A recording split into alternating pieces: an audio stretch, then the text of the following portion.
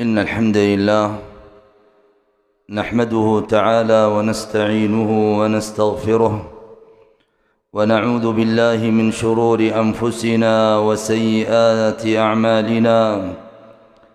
من يهده الله فلا مضل له ومن يضلل فلا هادي له، وأشهد أن لا إله إلا الله وحده لا شريك له، وأشهد أن محمدًا عبده ورسوله. يا أيها الذين آمنوا اتقوا الله حق تقاته ولا تموتن إلا وأنتم مسلمون. يا أيها الناس اتقوا ربكم الذي خلقكم من نفس واحدة، وخلق منها زوجها وبث منهما رجالا كثيرا ونساء، واتقوا الله الذي تساءلون به والأرحام، إن الله كان عليكم رقيبا. يا أيها الذين آمنوا اتقوا الله وقولوا قولا سديدا يصلح لكم أعمالكم ويغفر لكم ذنوبكم، ومن يطع الله ورسوله فقد فاز فوزا عظيما. أما بعد، فاعلموا أن خير الكلام كلام الله، وخير الهدي هدي محمد صلى الله عليه وسلم، وشر الأمور محدثاتها، وكل محدثة بدعة، وكل بدعة ضلالة، وكل ضلالة في النار. أيها المسلمون عباد الله، ما منا من أحد إلا وهو راحل إلى ربه، وواقف بين يديه، ومسؤول عن أعماله، ومحاسب عليها في يوم لا ينفع فيه مال ولا بنون إلا من أتى الله بقلب سليم. لا ينجو أحد في ذلك اليوم إلا من جاء ربه بقلب سليم. فلذلك دعانا العليم الحكيم إلى أن نتخذ الوقاية لأنفسنا من عذابه وسخطه ومقته وعذابه يوم القيامة. فقال سبحانه وتعالى: واتقوا يوما ترجعون فيه إلى الله. واتقوا يوما أي اتقوا واحذروا يوم القيامة. اجعلوا بينكم وبين عذاب الله وناره حجابا ووقاية. واتقوا يوما ترجعون فيه إلى الله ثم توفى كل نفس ما كسبت وهم لا يظلمون. غدا توفى النفوس ما كسبت ويحصد الزارعون ما زرعوا. إن أحسنوا أحسنوا لأنفسهم، وإن أساءوا فبئس ما صنعوا.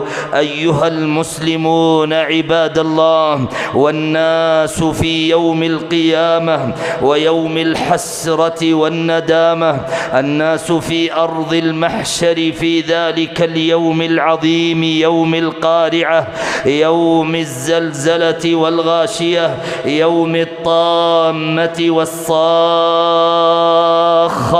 ينقسم الناس فيه إلى قسمين، ويفترقون إلى فريقين: فريق مجرم خاب وخسر ومآله إلى الدركات، وفريق مؤمن طاب وربح ومآله إلى الدرجات العاليات. كما قال رب العالمين في محكم الآيات: إنه من يأت ربه مجرما فإن له نار جهنم لا يموت فيها ولا يحيا، ومن يأته مؤمنا قد عمل الصالحات فأولئك لهم الدرجات العلى. ثم إن الله عز وجل بعد أن بين لك انقسام الناس وافتراقهم يوم القيامة إلى قسمين وفرقتين وفريقين، بعد ذلك استفهمك أي الفريقين أحق بالأمن وأحق بالأمن والاتباع، فقال عز من قائل: أفمن يلقى في النار خير أم من يأتي آمنا يوم القيامة اعملوا ما شئتم إنه بما تعملون بصير. أيها المسلمون عباد الله، ففرق الله عز وجل بين المجرمين وبين المسلمين في الدنيا والآخرة، ففي الآخرة ما سمعتموه، وأما في الدنيا فقال سبحانه: أفنجعل المسلمين كالمجرمين، أفنجعل المسلمين كالمجرمين، دل على المفارقة والمباينة، وأن المجرم في مقابل المسلم، لأنه لا دين له ولا إسلام ولا إيمان له ولا إحسان. ولهذا أيها الناس، فمن هؤلاء المجرمين الذين جعلهم رب العالمين في مقابل المسلمين وفي مقابل المؤمنين الصالحين المصلحين، وأنهم لا يجتمعون بهم ولا يكونون في الآخرة، بل لا يستوون ولا في الجنة يجتمعون، بل يتباعدون ويفترقون. فإن دخل أهل الإيمان الجنة فأهل الإجرام إلى النار وبئس المصير. فمن هذا المجرم الذي فرق الله بينه وبين المسلم والمؤمن في الدنيا وفي الآخرة؟ إنه تارك الصلاة. نعم، تارك الصلاة الذي جعله الله من المجرمين وجعله مجرما في مقابل المسلمين. فقال عز من قائل في كتابه الكريم: أفنجعل المسلمين كالمجرمين ما لكم كيف تحكمون أم لكم كتاب فيه تدرسون إن لكم فيه لما تخيرون أم لكم أيمان علينا بالغة إلى يوم القيامة إن لكم لما تحكمون سلهم أيهم بذلك زعيم أم لهم شركاء فليأتوا بشركائهم إن كانوا صادقين يوم يكشف عن ساق ويدعون إلى السجود فلا يستطيعون. يبرز رب العباد لأهل الموقف في أرض العرصات وفي يوم الحسرة والندامة وفي يوم الدين والقيامة، فيكشف الرب عن ساقيه ثم يأمر أهل المحشر بالسجود له فيسجد المؤمنون ولا يستطيع غير المسلمين السجود. أما الكفار فلا يستطيعون، والمنافقون والمراؤون الذين كانوا يراؤون بأعمالهم وصلاتهم في الدنيا فلا يصلون لله، وإنما ليقال عنهم يأتون يتهيئون للسجود فتجعل ظهورهم كلوح الخشب الواحد الذي لا يتجزأ، فإذا ما جاء يريد السجود لا يستطيع والعياذ بالله، لأنه لم يكن من الساجدين في الدنيا، لأنه لم يكن من المصلين في الدنيا. يوم يكشف عن ساق ويدعون إلى السجود فلا يستطيعون، خاشعة أبصارهم ترهقهم ذلة، أي في يوم القيامة خاشعة أبصارهم ترهقهم ذلة، وقد كانوا يدعون إلى السجود وهم سالمون.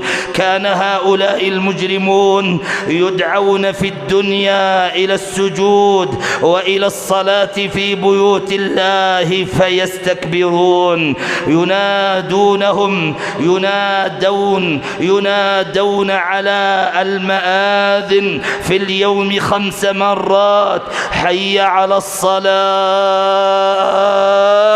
وهم يتكبرون، حي على الفلاح وهم يعرضون، الصلاة خير من النوم وهم في نومهم يغطون. الله أكبر، والنوم عنده أكبر، والزوجة عنده أكبر، والأولاد عنده أكبر، ومشاهدة القصة عنده أكبر، والنظر إلى القصص الخليعة في جواله أكبر، وتخزينته في مقيله أكبر، وجلوسه مع رفيق السوء أكبر، وتجارته وبيعه وشراؤه أكبر، وركوبه على دراجته وسيارته أكبر، وتقديم لذاته وشهواته أكبر.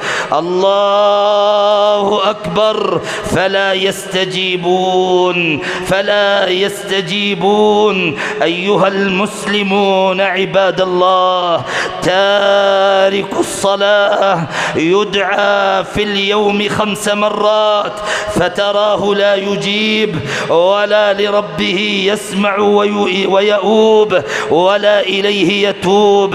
أيها المسلمون عباد الله، تجد تارك الصلاة بتركه للصلاة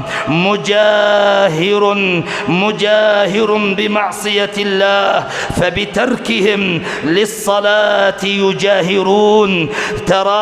تراهم وتجدهم لقلة حيائهم وخوفهم من ربهم سبحانه وتعالى في أوقات الصلوات في الطرقات يتسكعون، وعلى قوارع الطريق جالسون، وفي الجوالات يقلبون وينظرون، وفي تجاراتهم وبسطاتهم يبتاعون ويشترون، وعلى متراتهم وسياراتهم في الفرزات يتزاحمون، وفي مجالس القات يتكئون، وفي أعراض الناس يخمشون ويهمشون ويغتابون، وللزور يشهدون ويكذبون، ولا لربهم يذكرون ولا له يصلون. فيسمعون النداء ويسمعون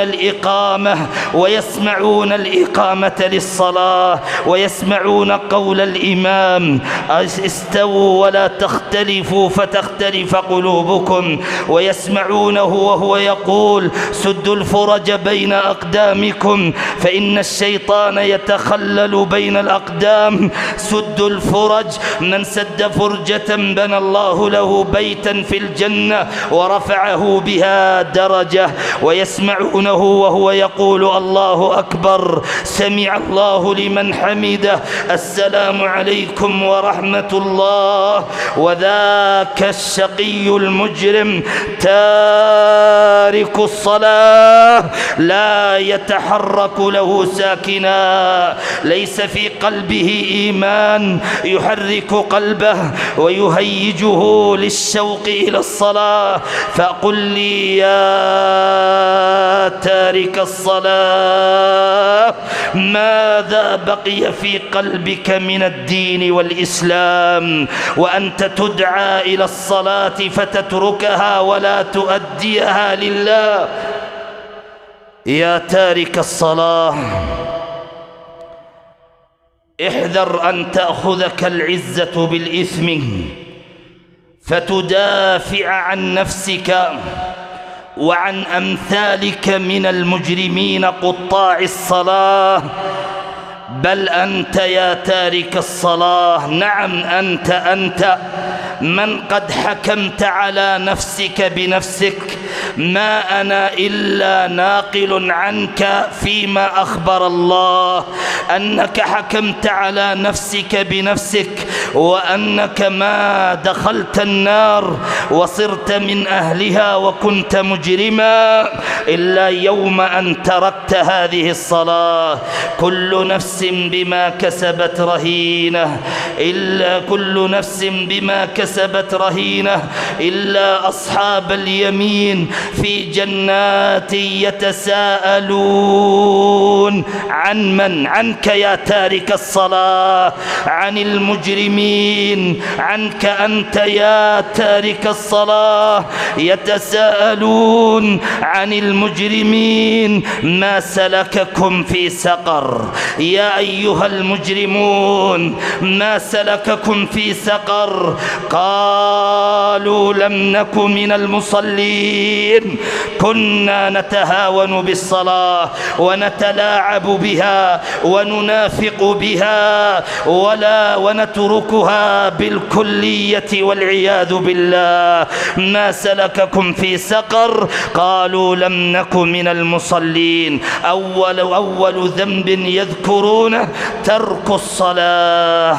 فيا تارك الصلاة، نصيحتي إليك وإشفاقي عليك أني أقول لك احذر النار، احذر النار، احذر النار، الحذر، النار. ما سلككم في سقر؟ قالوا لم نك من المصلين. يا تارك الصلاة، وما أدراك ما سقر؟ لا تبقي ولا تذر، لواحة للبشر، عليها 19. يا تراك الصلاة، أنذرتكم النار، أنذرتكم النار كما أنذرها ربكم، كما أنذركم ربكم. كلا، قال الله تعالى: فأنذرتكم نارا تلظى لا يصلاها إلا الأشقى. من هذا الأشقى الذي يصلى النار التي تلظت وتوهجت وأوقد عليها؟ من هذا الأشقى الذي تهيأ له النار تأتي يوم القيامة ولها 70,000 زمام، مع كل زمام 70,000 ملك يجرونها.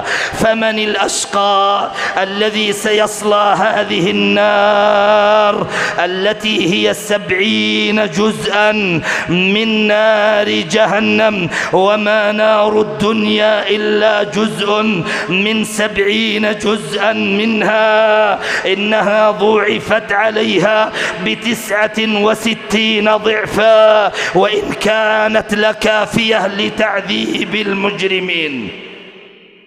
أيها الناس، فمن هذا الأشقى الذي سيصلى هذه النار؟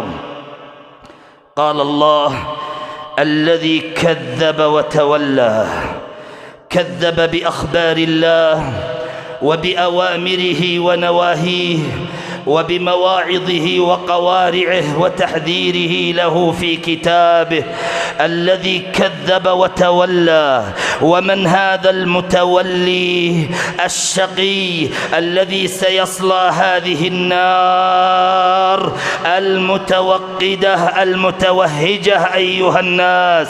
إنه تارك الصلاة. نعم نعم، أنت يا تارك الصلاة إن مت وأنت تارك للصلاة ستصلى هذه النار لأنك من المتولين عنها.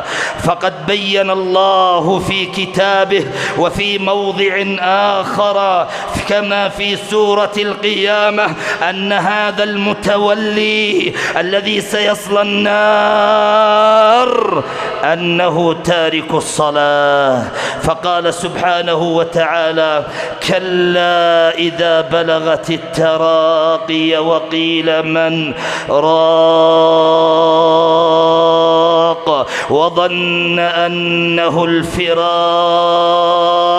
والتفت الساق بالساق إلى ربك يومئذ المساق فلا صدق ولا صلى.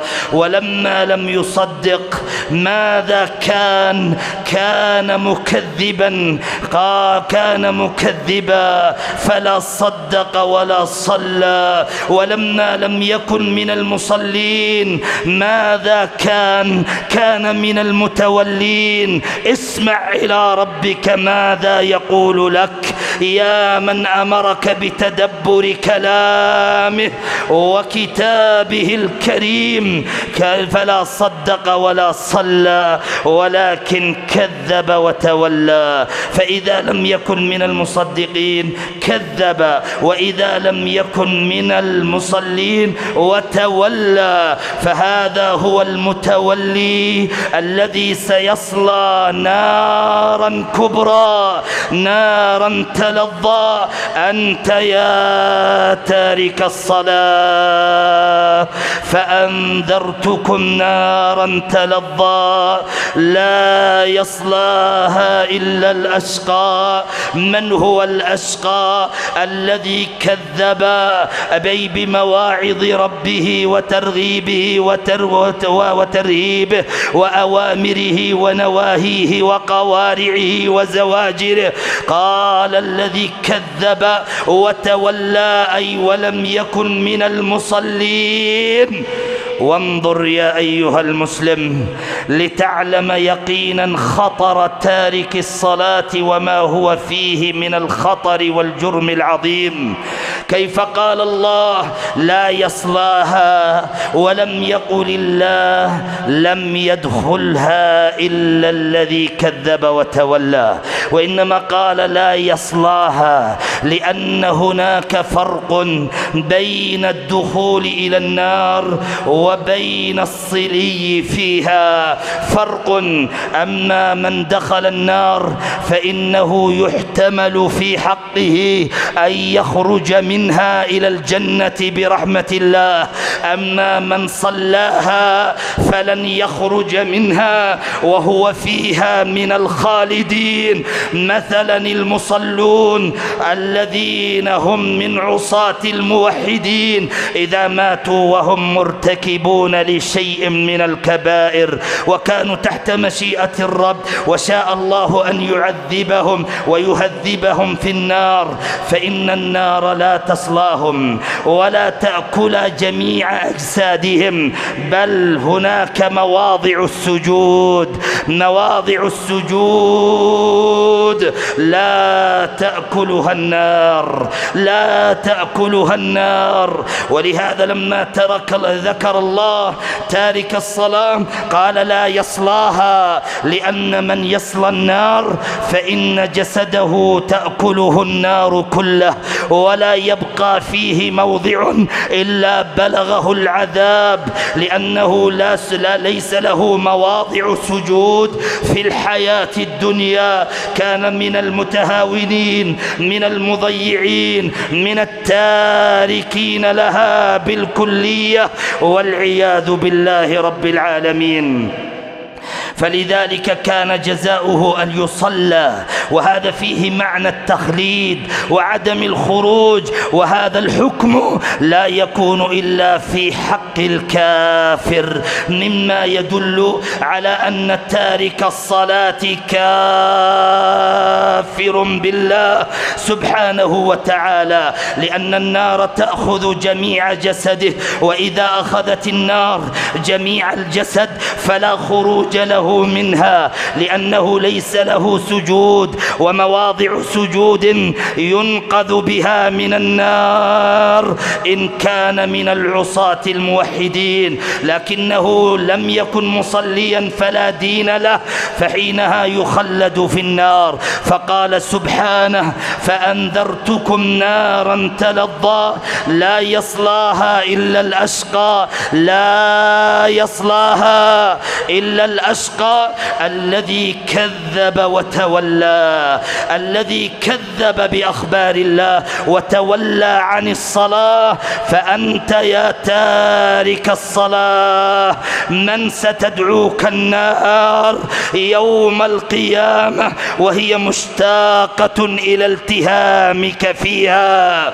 قال الله: كلا إنها لظى نزاعة للشوى تدعو من أدبر وتولى، والتارك للصلاة مدبر متول عن الله سبحانه وتعالى. يا تارك الصلاة، العذاب العذاب ينتظرك من ورائك ويوم رحيلك إلى الله سبحانه وتعالى. فخلف من بعدهم خلف أضاعوا الصلاة واتبعوا الشهوات فسوف يلقون غيا. فويل للمصلين الذين هم عن صلاتهم ساهون، الذين هم عن صلاتهم ساهون. هذا في حق من أداها في غير وقتها، فكيف بمن تركها بالكلية؟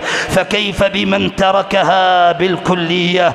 يا تارك الصلاة، أنسيت أن ذمة الله بريئة منك؟ فلا ذمة لك عند الله ولا عهد لك عند الله. روى الإمام البخاري في الأدب المفرد وصححه العلامة الألباني من حديث أبي الدرداء أن النبي صلى الله عليه وسلم قال: ولا تتركن صلاة مكتوبة متعمدة فمن ترك صلاة متعمدا فقد برئت منه ذمة الله ولو كانت صلاة واحدة.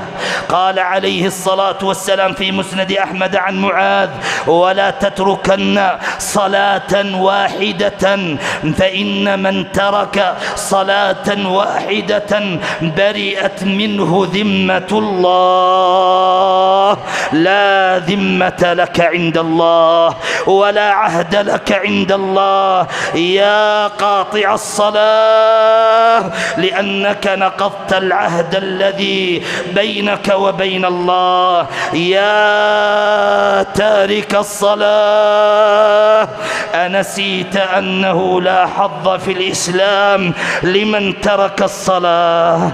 لمن ترك الصلاة. روى الإمام مسلم من حديث جابر قال صلى الله عليه وسلم: بين الرجل وبين المشرك ترك الصلاة، فمن ترك الصلاة. زاد هبة الله الطبري بسند حسنه الألباني في الثمر المستطاب: فمن تركها أي الصلاة فقد كفر. وفي مسند أحمد وأهل السنن بسند صححه الشيخان من حديث بريدة رضي الله عنه أن النبي صلى الله عليه وسلم قال: العهد الذي بيننا وبينهم الصلاة، فمن تركها فما حكمه يا رسول الله؟ ما حكم الرب فيه؟ هذا ليس من عندي، إنما أنا ناقل لكم.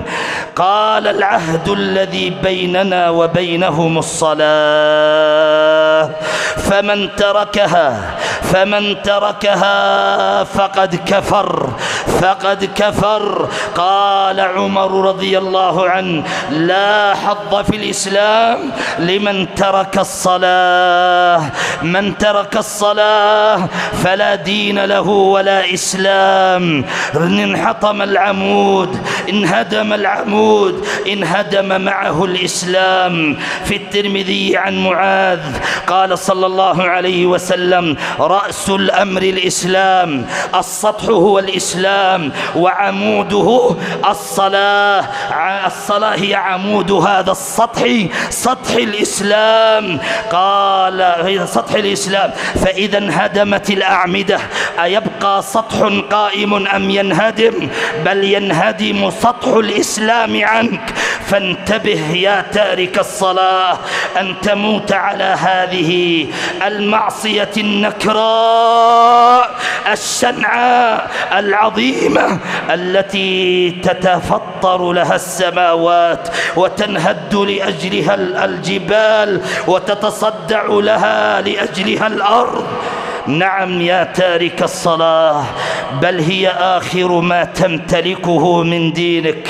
فإذا ما ذهب دينك ولا بقاء لدينك، فلست إذن من المسلمين. النبي يرى رجلين في مؤخرة المسجد لم يصلوا مع الناس، فتوجه إليهم الرؤوف الرحيم المشفق على أمته فقال: ألستما بالمسلمين؟ معناه أن الذي يترك الصلاة ليس بمسلم. وقال صلى الله عليه وسلم في مسند أحمد عن أبي أمامة: لتنقضن عرى الإسلام عروة فأولاهن نقضا الخشوع، أي في الصلاة، حتى لا تكاد ترى في الصلاة خاشعة، وآخرهن نقضا الصلاة. فإذا ذهبت الصلاة ذهب دينك كله والعياذ بالله. يا تارك الصلاة، إذا مت تاركا للصلاة فإنه لا يجوز للمسلمين أن يغسلوك، لا يجوز للمسلمين أن يكفنوك، لا يجوز بحكم الله للمسلمين أن يصلوا عليك، لا يجوز للمسلمين أن يشيعوا جنازتك، لا يجوز للمسلمين أن يدفنوك في مقابر المسلمين، بل يأتي بعض أقاربك ويأخذونك كما أنت، ثم يحفرون لك حفرة في أي مكان يوارون جسمك حتى لا يؤذي أحدا بنتنه والعياذ بالله. أيها المسلمون، هذا ليس حكمي والله، بل هذا حكم الله وحكم رسول الله. ما أنا إلا ناقل لكم حكم الله ورسوله. تارك الصلاة لما ترك حق الله بهذه الصلاة سقطت حقوق المسلمين عنه، سقطت عنه حقوق الإسلام، فلا تشيع جنازته ولا يصلى عليه ولا يدفن في مقابر المسلمين، لأنه ضيع حق الله. قال شقيق بن عبد الله التابعي الجليل: أدركت 30 من أصحاب محمد صلى الله عليه وسلم من الصحابة عددهم 30 لا يرون شيئا من الأعمال تركه كفر إلا الصلاة. هؤلاء 30 من الصحابة، وهو إجماع ولا يوجد لهم مخالف أنهم كانوا لا يرون شيئا من الأعمال تركه كفر إلا الصلاة. فلما ترك الرجل الصلاة سقطت عنه الحقوق، حقوق الإسلام تسقط عنه. يا تارك الصلاة، لا يجوز لي ولا للمسلمين المسلمين أن نلقي عليك السلام، لأن السلام حق من حقوق المسلمين، وتارك الصلاة ليس من المسلمين بشهادة الله ورسوله، فمن تركها فقد كفر. وهل جاءنا في الشرع أنه يجوز أن نسلم على كافر؟ أبدا والله. التارك الصلاة إن طلب يد ابنتك ليكون زوجا لها فلا يجوز لك أن تزوجه، وإن زوجته فإن العقد فاسد وأنت قاطع لرحمك، وهذا يعد من الإفساد في الأرض. قال الله: فهل عسيتم إن توليتم أن تفسدوا في الأرض وتقطعوا أرحامكم؟ أولئك الذين لعنهم الله فأصمهم وأعمى أبصارهم. نعم، قاطع الصلاة لا يجوز لك أن تزوجه. ولما جاءت المؤمنات المهاجرات إلى رسول الله رفض النبي أن يردهن إلى الكفار، وزوجهن على المسلمين، وأعطى الكفار نصف ما كان لهم، لأنه لا يجوز أن يرجعن بعد إسلامهن إلى عصمة الكفار. قال الله: ولا تمسكوا بعصم الكوافر. الناس هذه الأيام ينظرون إلى الجيوب لا إلى القلوب ولا إلى الصلاح، والنبي يقول: من أتاكم ترضونه دينه وخلقه فزوجوه، إلا تفعلوا تكن في الأرض فتنة وفساد عريض. فساد عريض يوم أن تزوج تارك الصلاة. أم سليم يتقدم لها أبو طلحة فيقول: أريدك زوجة، فتقول: يا أبا طلحة، مثلك والله لا يرد، لكنني مسلمة وأنت كافر، ولا يجوز لمثلي أن تكون تحت كافر مثلك، لكن إن أردت الزواج مني فأسلم وأجعل ذلك مهري ولا أسألك مهرا غيره. فدخل في الإسلام وتزوجها، فكان خير مهر هو مهر أم سليم، شهادة أن لا إله إلا الله وأن محمد رسول الله وإقام الصلاة. قال صلى الله عليه وسلم: أمرت أن أقاتل الناس حتى يشهدوا أن لا إله إلا الله وأني رسول الله ويقيموا الصلاة ويؤتوا الزكاة، فإذا فعلوا ذلك عصموا مني دماءهم وأموالهم إلا بحق الإسلام وحسابهم على الله. نعم معاشر المؤمنين، تارك الصلاة إن مات وليه المسلم لا يجوز أن يرثه، لا يورثه الله، لا يجوز أن نورثه لأنه كافر. والنبي يقول: لا يرث الكافر المسلم، لا يرث الكافر المسلم. هذه حقوق الله للمسلمين المصلين، فمن ترك الصلاة سقطت عنه هذه الحقوق، وكان حكمه في الآخرة حكم الكافرين، يصلى النار ويخلد فيها والعياذ بالله. أقول ما تسمعون وأستغفر الله إنه هو الغفور الرحيم.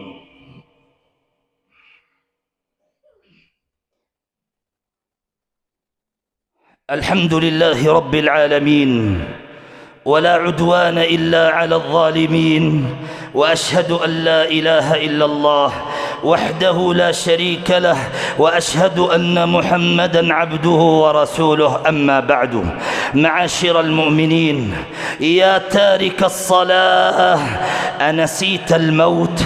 أنسيت الموت هادم اللذات؟ ومفرق الجماعات الذي سيحول بينك وبين الأعمال الصالحات وبين الصلاة والسجدات والركعات. يا تارك الصلاة، أنسيت أن الموت سيأتيك بغتة، سيأتيك بغتة، وحينها ستقول رب ارجعون، رب ارجعون لعلي أعمل صالحا، لعلي أصلي ركعتين، لعلي أمشي من بيتي إلى المسجد لأقيم الصلاة، لأحافظ على الصلاة. فيقال لك كلا إنها كلمة هو قائلها ومن ورائهم برزخ إلى يوم يبعثون. يا تارك الصلاة، إن كنت قد نسيت هذه الأحكام ونسيت هذه الزواجر ونسيت هذا الترهيب ونسيت أن الموت نازل بك وسيبغتك في وقت لا مفر لك منه، فها نحن قد ذكرناك فتذكر وأرشدناك فاعمل وتب إلى الله، وعلمناك فتعلم واعمل، ودعوناك فأجب ربك سبحانه وتعالى، وأبشر بالخير ما دمت تريد التوبة إلى الله وأنت في دار المهلة. يا من عدا ثم اعتدى ثم اقترف ثم ارعوى ثم انتهى ثم اعترف، أبشر بقول الله في آياته إن ينتهوا يغفر لهم ما قد سلف. فالتوبة التوبة قبل أن يحال بينكم وبين الأوبة وقبل أن ترحلوا إلى الله. يا عبادي، قل يا عبادي الذين أسرفوا على أنفسهم لا تقنطوا من رحمة الله إن الله يغفر الذنوب جميعا. يا تارك الصلاة، تب إلى الله قبل الممات وقبل أن تتحشرج روحك في صدرك وقبل أن تتمنى الرجعة فلا تجاب. اللهم إنا نسألك الهدى والتقى والعفاف والغنى. اللهم خذ بنواصينا إلى البر والتقوى. اللهم اهد شباب المسلمين إلى الصلاة. اللهم اهد شباب المسلمين وشيوخهم إلى الصلاة. اللهم اهد رجالنا ونساءنا إلى الصلاة وتعظيمها وأدائها على الوجه الذي تريده في بيوت الله. اللهم سلمنا واحفظنا وانصرنا وكلنا ولا تكن علينا ولا تؤاخذنا بما فعل تراك الصلاة فينا. اللهم هل بلغت؟ اللهم فاشهد، اللهم فاشهد، اللهم فاشهد. اللهم اهدنا واهد بنا وأصلحنا وأصلح بنا وآمنا في ديارنا وأوطاننا وأصلحنا وأصلح أئمتنا وولاة أمرنا. اللهم ارحمنا برحمتك ولا تضلنا بضلالتك. وصلى الله وسلم وبارك على نبينا محمد وآله وأصحابه أجمعين.